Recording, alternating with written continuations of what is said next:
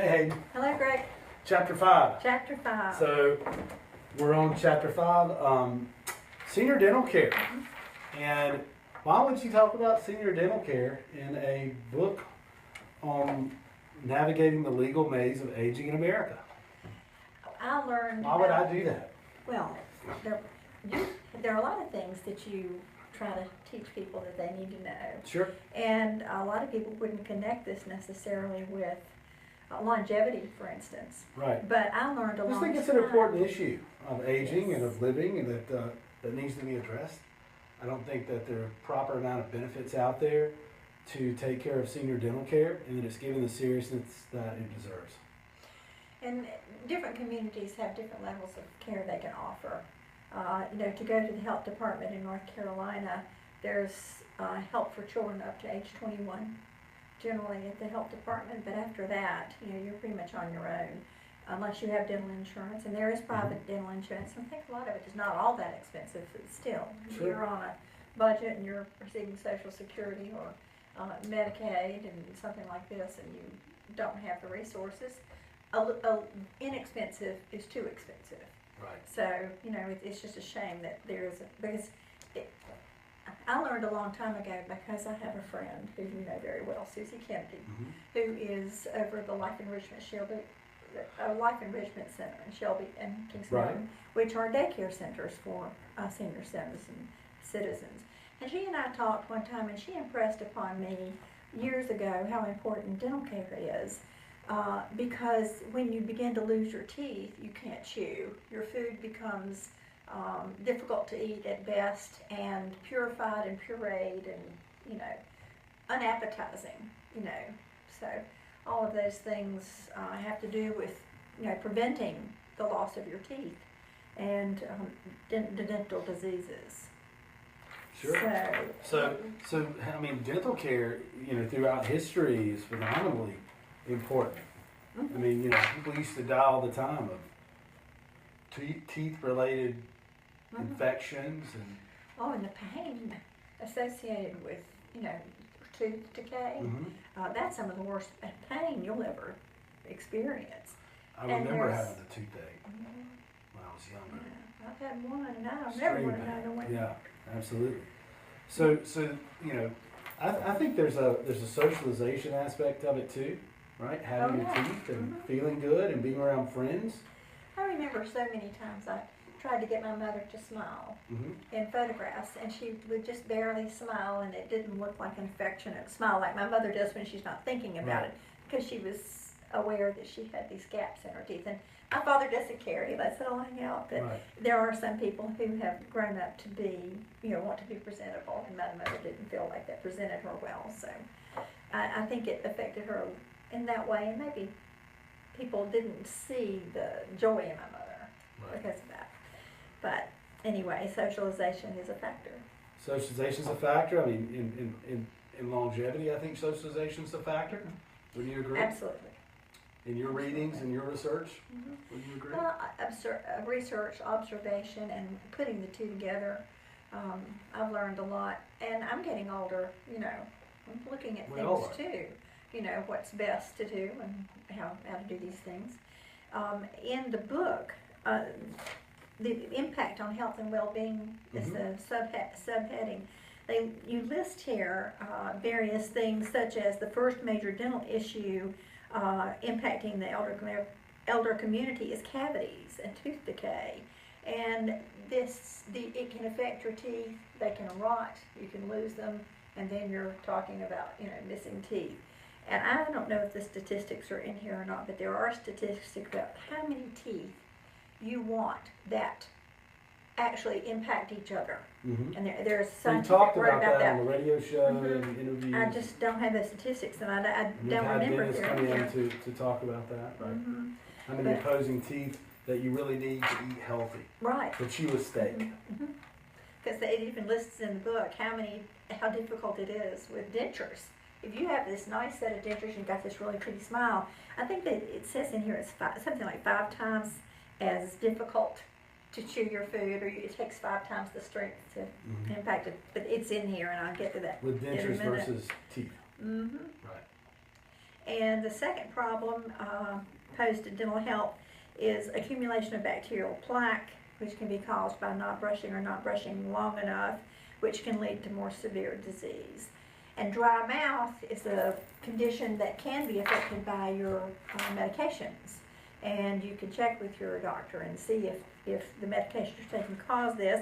And there are ways to treat it so that it doesn't cause you to have a fungal infection in your mouth or end up with severe dry mouth. And oral cancer is not something that I've ever heard anybody have, but statistics say it's the 8th most common cancer worldwide. I'm guessing we don't. Grandfather that Did you? Cancer. I'm guessing that we're 8th because we probably, as a wealthy nation related to the other nations in the world, have more access to better dental care. So we probably have less frequently than other countries. But it is an issue. Tobacco, things like that probably contribute. I'm quite sure it does. Because there's a warning on the package. Sure. And I have a relative that loves the tobacco, and I just tell him, I said, prepare to wear dentures. You're probably going to need one to watch your teeth. Right. Oh. So there's all kind of issues related to senior dental care that we wanted to cover in Chapter 5. And a lot of those relate to nutrition, proper nutrition, and just a need to, and what can be done to fix, I guess, teeth, if, even on a budget, right? Even on a budget. There are options, I think, out there, okay? Well, not a lot. Right.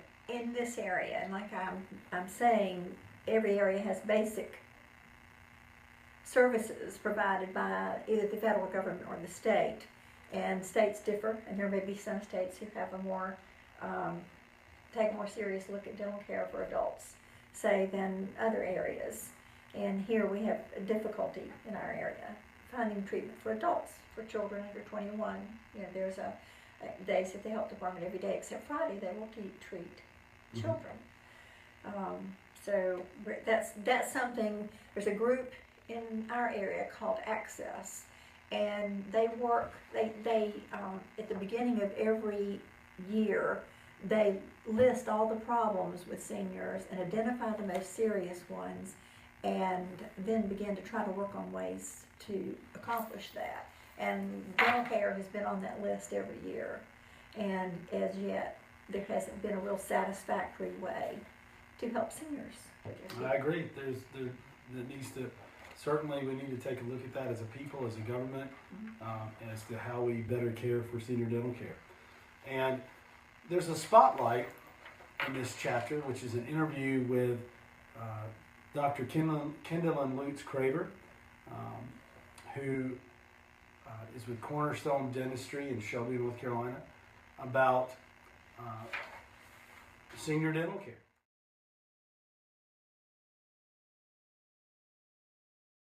And she talks about the experience she has when seeing a senior and how proper dental care is related to longevity, to disease, and even talks about gum care, gives some advice on how to properly care for your gums and teeth.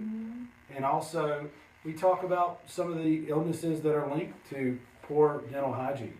So this is a short but important and impactful chapter on senior dental care, Chapter 5. And I think that you'll enjoy it. And that's within the Saving the Farm book. Hayden, how can somebody get the Saving the Farm book if they need it? Well, they can call our office. They could call our office. You can call 704-259-7040.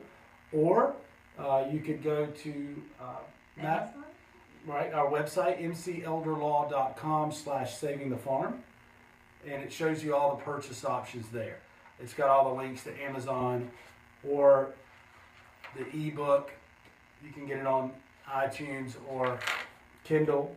Also, Audible and iTunes have the audiobook if you like audiobooks. So, and you can read the entire book, which is a practical guide to the legal maze of aging in America, saving the farm. Spent more than 2 years researching and doing interviews with experts in their fields on different issues that impact seniors and aging in America. So, Hayden, thank you for being here to help me do this today. Can I add one page script to what we've been Yes, you talking can. about? Yes. My dentist, who I've been to for years, has instructed me, not suggested, but instructed that I get a dental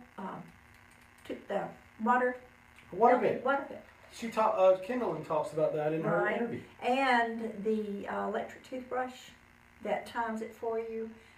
And she says those are the two best things that we can do, and watch our diet. You know, don't drink carbonated drinks. Don't eat a lot of sugar. Right. And things like that. We can prevent it a whole lot easier than we can cure it when we get older and if we don't have funds. Sure. So prevention is cheap. It may not be fun because you're no longer eating all the candy bars and the white bread sandwiches and Sure. all that kind of stuff. But so prevention is probably a better way to look An at it. ounce for of prevention is seniors. worth a pound of cure. That's right. Thank you very much. Yep. Thanks for being here. Till next All right, till next time. Next week we'll do chapter 6. And what's chapter 6, Hayden?